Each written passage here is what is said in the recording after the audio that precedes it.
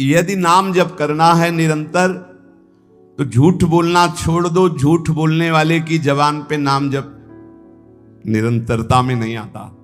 पकड़ो, मृषावादम परिहरेत, झूठा बोलना बंद करो। माला है, नाम जप कर रहे हो, सत्य बोलो। झूठ बोलने से क्या लाभ मिलेगा? भगवान नाम में चल रहे हो, भगवत मार्ग में चल रहे हो। और देखो, व्यापाराद में भी झूठ बोलने की जरूरत नहीं। जिनको लगता है बिना झूठ बोले व्यापार नहीं चलता, वो कमजोर हृदय के हैं। सब कोई जानता है मुनाफे के लिए व्यापार किया जाता है। अपनी सामान का मुनाफा जोड़कर बोल दीजिए, झूठ बोलने की जरूरत नहीं। अरे बहुत झूठ बोलते हैं। एक गमछा है खरीदने के लिए, जिससे गए 130 रुपया, नहीं थोड़ा कम कर दो। वो तुम्हें बताएं, कसम से कहते हैं 120 का लाए हैं। अब 120 का तुम ले ही ले, तुम्हारे लिए हम कसम बोलने की क्या जरूरत थी? झूठ क्यों बोल गए? भाई 130 का हम दे रहे हैं, तुम्हें लेना लीजिए, नहीं दूसरी दुकान देखिए। ज्यादा उसमें चापलूसी या झूठ बोलने की जरूरत नहीं। मृषावादम परिहरेत, यदि आप व्यापारी हैं या गृहस्थी में कोई भी कार्य बोले बिना झूठ बोले काम नहीं चलेगा। ऐसा तो हमें शास्त्रों में कहीं नहीं मिला कि कोई व्यापार, कोई ऐसा कार्य की झूठ। हाँ, एक जगह जरूर झूठ बोल देना चाहिए। यदि किसी के प्राण बच रहे हैं, सर्वस्व का नाश बच रहा है, जरूर झूठ बोल दो, उसके प्राण बचा लो। वो झूठ तुम्हें सत्य का लाभ प्रदान करेगा। अपने स्वार्थ के लिए झूठ मत बोलो।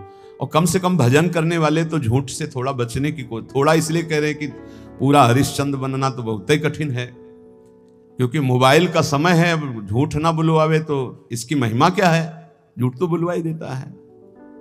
बहुत झूठ पकड़ा जाता है झूठ। वो जहां मोबाइल तो आजकल तो हेलो ही बोलते हैं सब, बोले राधे राधे राधे राधे। कहाँ हो? बाजार में है इस समय, बगले के फ्लैट में है, बाजार में है इस समय, तो नहीं मिल सकते। बाजार झूठ बुलवाता है मोबाइल, बहुत झूठ बुलवाता है। वृंदावन में है, अपने घर में, कहाँ हो? इस समय तो आगरे में, आज तो नहीं मिल सकते, फिर आगे बताएंगे आपको। अब क्या जाता है, झूठ बोल दिए। अरे भैया, बेमतलब झूठ बोल रहे हो। नहीं, असत्य संपातक पुंजा। और बता दें,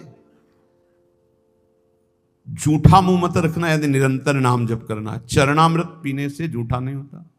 भगवत प्रसाद का किनका लेने से झूठा नहीं माना जाता। शेष कुछ भी झूठा मत रखना।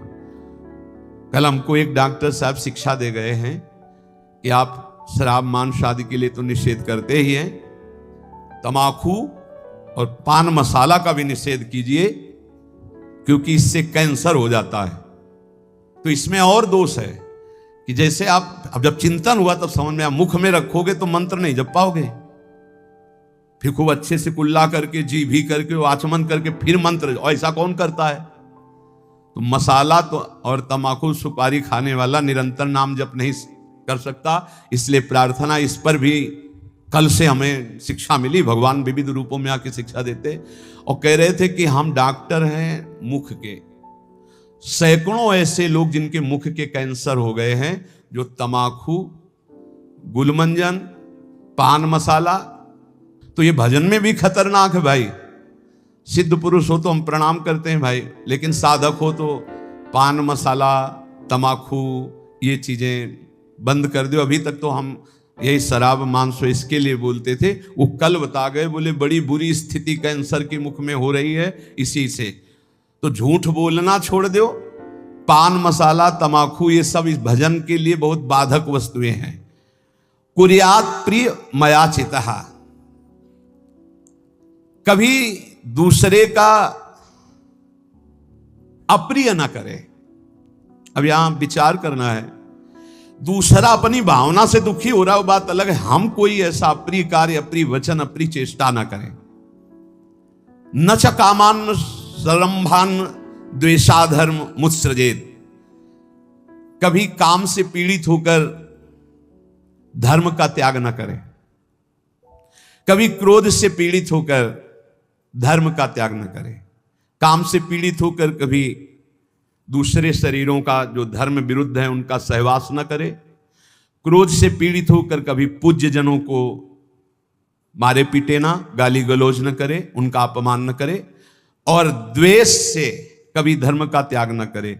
द्वेष पूर्वक किसी का अहित, किसी का मंगल ना करे, तो निरंतर नाम चलने लगेगा। आप अभ्यास करो, तमाकू मसाला ना खाए, झूठ ना बोले, पराई माता बहनों की तरफ काम दृष्टि से न देखे, या पराये शरीरों से काम भावना धर्म विरुद्ध न करे, क्रोध में आकर पूज्य जनों का अपमान न कर दे, कड़ुए वचन न बोल दे, द्वेष में आकर किसी का अहित न करे, तो नाम जब अभ्यास से बहुत जल्दी निरंतरता पकड़ लेता है।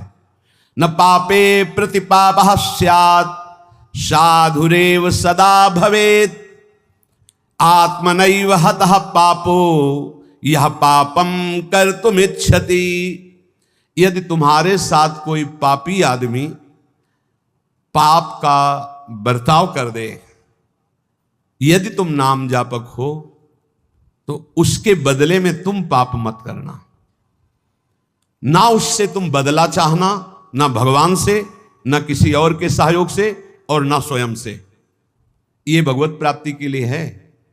संसारी आदमी ऐसा नहीं करेगा, वो तो एक थप्पड़ का जवाब 2 थप्पड़ में देना चाहेगा, लेकिन भक्त का स्वभाव ऐसा नहीं। कह रहे यदि कोई पापी आदमी तुम्हारे साथ कोई भी गलत बर्ताव, तो हमारा कर्तव्य है कि हम भगवान से प्रार्थना करें, हे प्रभु इसकी बुद्धि शुद्ध कर दो। नाथ यदि इसकी बुद्धि शुद्ध हो जाए तो ये भी महात्मा हो जाएगा, प्रभु इसको दंड मत देना, ये बहुत भूल में है, इसकी भूल को मिटा दो हे नाथ, हम आपसे प्रार्थना करते हैं।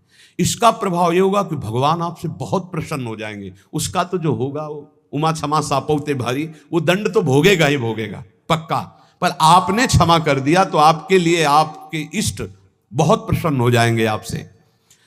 जो साधु स्वभाव है वो किसी भी भारी संकट में पड़कर भी पाप कर्म ना करे।